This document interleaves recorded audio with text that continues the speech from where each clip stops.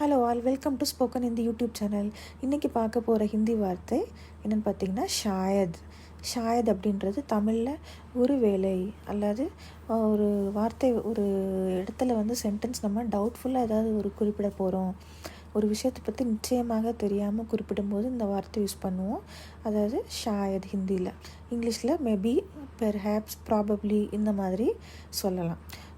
ஒருவேளை அவன் வருவான், டவுட்ஃபுல்லாக அவன் வருவான், அதாவது ஒருவேளை அவன் வருவான் அப்படின்றதுக்கு ஷாயத் ஓ ஆயேகா.